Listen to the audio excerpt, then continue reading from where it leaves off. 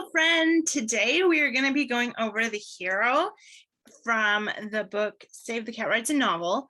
We're going to just go over some of the information that is so good. Oh my gosh, get this book, you guys. Get this book. It is filled with great information. Like seriously, like I've highlighted and written notes, and it's seriously the best writing reference a writer can ever have. So make sure that you have this book. It's amazing. But we're just going to kind of go over the information about like heroes, and then I'm going to talk a little bit about my hero. And this is for my book that's publishing in October. So make sure that if you're interested, press like and the subscribe, and also press the bell if you would like to be notified of my videos whenever I have like writing tips to share, because I'll be sharing writing tips, author interviews, and also productivity tips for getting the most done when you're trying to be successful and everything. So let's jump into this.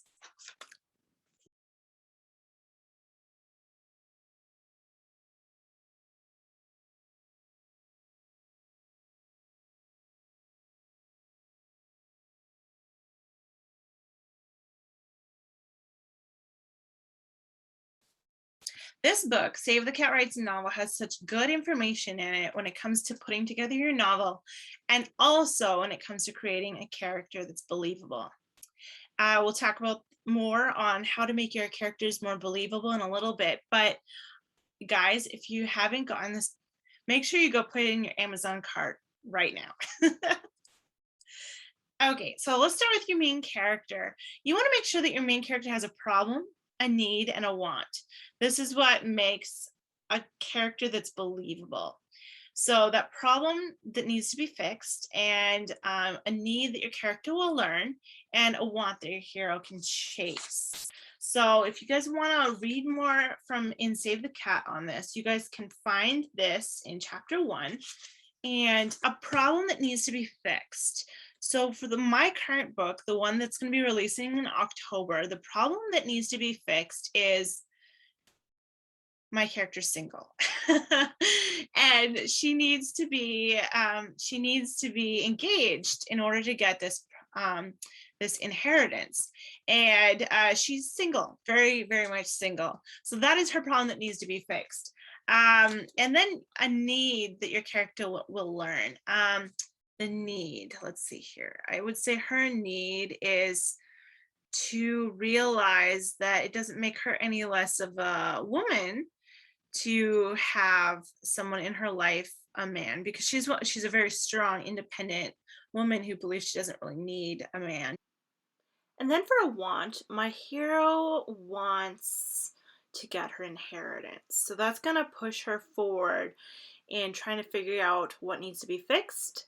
And she doesn't know that she needs what she needs, but that will help her get what she wants, and also get her moving forward when it comes to her goal.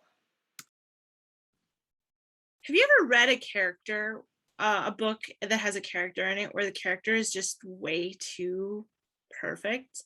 Don't you hate that? Like this one book, my husband and I listened to it on our honeymoon when we were driving on our road trip, and it was so difficult because this main character was like a 13-year-old boy or 14-year-old boy, and he was like seriously like a mega Hulk, or like he could like do things like hold a heavy wine barrel, while holding on to his bow and arrow as well as hanging on a rope. And it's just like, it's not very realistic. Or scaling a mountain without panting or being tired or anything. So it's super important that you're going to make a flawed character. You want your character not to be perfect. You want them to be flawed. So you don't want a perfect character. You want a character riddled with issues, aka flawed. So you must aim at giving, in Save the Cat Writes a Novel, she says you should aim at least having one major issue, but the more the better. This makes your character believable and realistic, because who is perfect? Are any of us perfect? No, we're not perfect. And we don't really like to read about perfect characters because it's not realistic. No one's actually that perfect. So that's something good to think about. So how can you make your character flawed? Like what kind of issues can you give your character? What kind of problems and issues can you give her or him? And I always like to think back to that saying, get your character up a tree and then throw rocks at them until they fall out. So that's a good way to think of it. Just want to make sure that you find those problems and make your character flawed. Infect their world with their problems. So let your main character's problems infect their whole world. So their school, their life, their relationship, their friends, their world.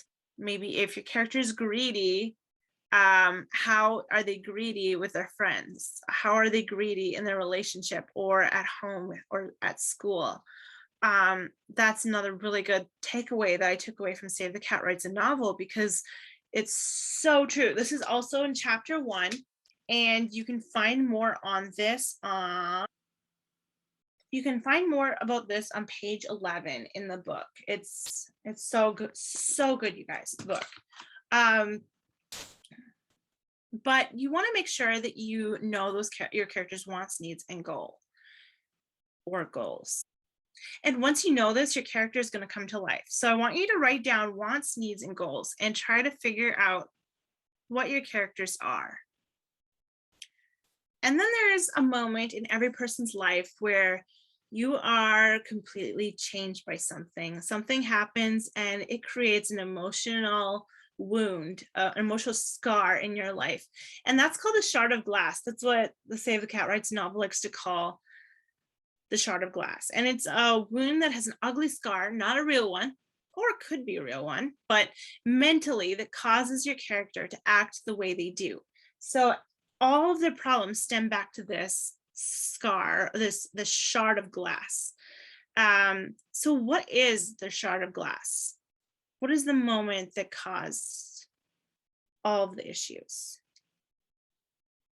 I would have to say my character's shard of glass moment would have to be believing that people are always going to leave her because her parents died when she was younger. So they left her, and she believed that if she fell in love with anyone, that they would probably end up leaving her as well.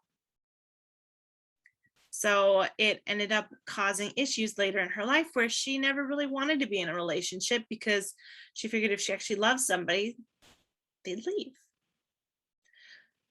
Okay, so what's your story's internal goal? And this is another thing I really like that goes into more of this on page 16. It kind of talks about these and everything and like what each one it could be. Like, so if I just pick love here, it's like in the book it says include self-love, family love, and romantic love. So what's your story's internal goal? Like you could also think of this as kind of like the theme a little bit, like thematic, what you're going to bring into it, or the spiritual lesson that your reader will grab onto.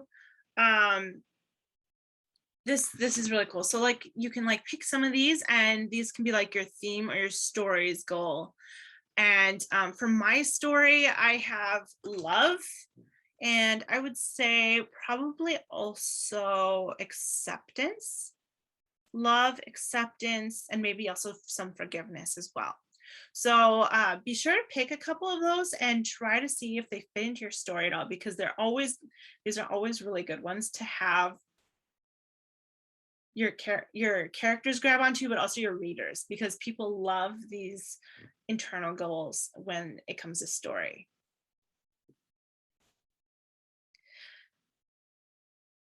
And if I haven't said it enough already, you want to make sure you get this book. But if you haven't gotten your book yet, or your book's in the mail and almost on its way, but you'll want to make sure that you go to Jessica Brody's website and click this link here, which is amazing, you guys. It's seriously amazing.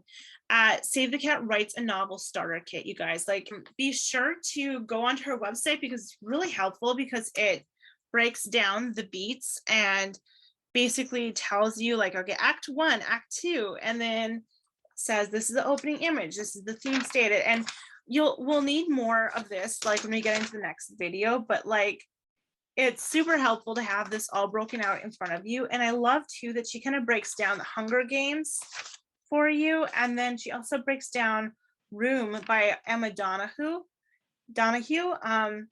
She breaks down two, I believe just two books, right? Oh no, she breaks down one of her books too, the My Life Undecided as well. So she breaks down a few books and has the beat sheets in here. Also, another good resource is, of course, the Save the Cat website, because they actually upload different beats all the time, and you can go on there and read them and kind of see how each of these stories work, or even TVs, movies, like famous movies and stuff. You can go on and read the beat sheet. It's really interesting to kind of just train yourself to learn how story beats work. So I found that super helpful. So make sure you go there and download her Save the Cat starter kit, because it's super helpful. Like that, I had that before I had the book, and it was just helpful. Okay, so next time we're going to kind of be going through my beats. So I'll walk you through Act 1, 2, and I'm not really going to tell you guys how it ends because I can't spoil it, right? But I'm going to kind of walk you through the beginnings of my beats, and then kind of a quick once over of the rest of the beats to kind of share all the beats with you. But I'm so excited. This is gonna be such a fun little Save the Cat. This is gonna be a fun little Save the Cat prep course. So I hope that you enjoyed this session, and I hope that after you sit down, just kind of sit down and go over these questions and get to know your character.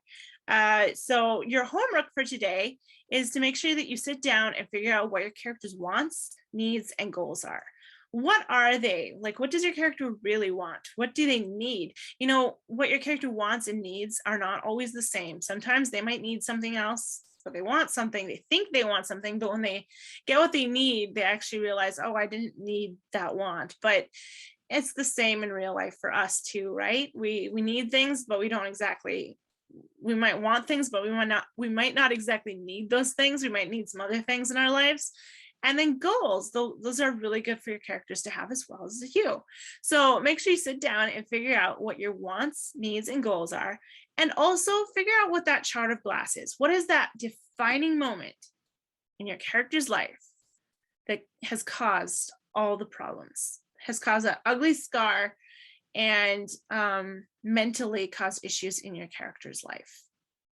So that's your homework. I hope that you have a great day, you guys, and I'll see you guys back for the next video where we'll go over the beats.